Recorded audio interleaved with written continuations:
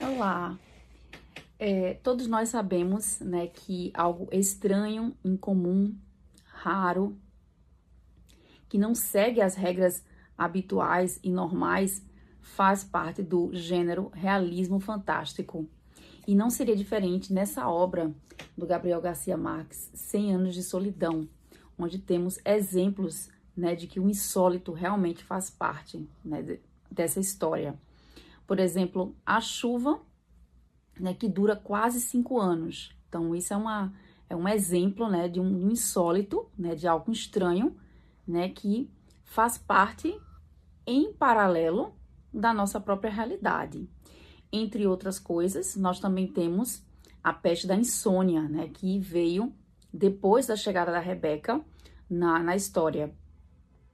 Há também outras coisas interessantes, né, por exemplo, a questão dos fantasmas, né? No caso, a gente tem o Prudêncio, né? Que é um personagem que aparece no início, né? Dos 100 Anos de Solidão e até da série mesmo, né? Quem assistiu a série da Netflix, você tem, né? Prudêncio aparecendo, né? Para o nosso protagonista em vários momentos, né? Para o José Arcádio. Ele que, na verdade, tinha sido morto, né? Pelo José Arcádio, exatamente porque ele desrespeitou. E aí estavam num momento, né, que os galos, né, tinham a briga de galo, né, que era muito comum. E aí o Prudêncio, ele desrespeitou o José Arcádio e ele, e como consequência, né, acabou matando, né, o Prudêncio. E aí o Prudêncio, ele apareceu algumas vezes, né, na série. Nós também temos a levitação. E eu escolhi, né, a levitação para trabalhar hoje, né, para a gente poder falar hoje, né, a respeito, né, porque faz parte, né, da série, faz parte. E a gente vai focar exatamente na levitação do padre Nicanor, né, que acontece, né, exatamente na história. Eu tô assistindo o seriado e lendo o livro, né, ao mesmo tempo. E no livro eu já cheguei nessa parte, né?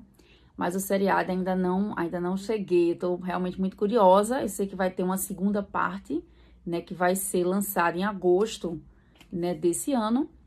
E é isso, eu espero que vocês gostem desse vídeo.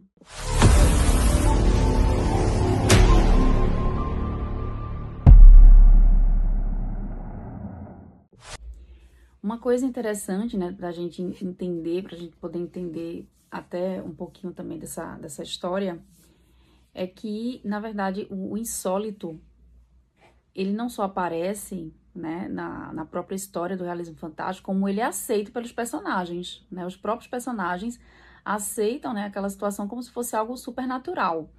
Então, eu assisti a série, tem alguns momentos, né, em que os personagens levitam. Por exemplo, a Amaranta, né, enquanto bebê, né, ela no berço, né, em algum momento o berço, ele levita, né, e o pai vê isso como algo natural, como algo que acontece normalmente. E também outras situações, até o próprio Aureliano Buendia também, que levita, depois que ele sai para beber com os amigos. Então, é algo super natural, né? E muito presente realmente nesse gênero. Ao contrário do fantástico, né? O fantástico realmente poderia soar como algo estranho, como as pessoas poderiam ter medo, né, de ver aquilo que, na verdade, contraria, né, a sua própria realidade. Mas o que seria a levitação? A levitação é quando uma pessoa, quando um objeto, ele flutua no ar sem um suporte físico ou visível, indo contra as leis da gravidade. E isso é possível, no caso, a levitação no nosso mundo físico é possível? Bom, sim, se levarmos em consideração o campo magnético ou as ondas sonoras. Mas seriam necessários campos magnéticos muito fortes para que, de fato, essa flutuação, né, essa levitação, ela aconteça. E isso poderia causar danos muito, muito sérios ao nosso corpo humano.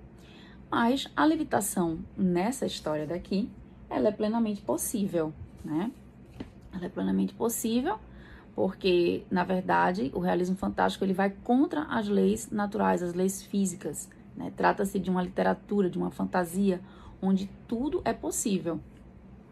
Onde o insólito, né, o incomum, o raro, o estranho, ele convive bem com a nossa própria realidade. E então, o padre Nicanor elevou-se 12 centímetros acima do nível do chão. Foi um recurso convincente. Andou vários dias pelas casas, de uma a outra, repetindo a prova da levitação pelo estímulo do chocolate. Enquanto Coroinha reunia tanto dinheiro em um embornal que em menos de um mês começou a construção do templo.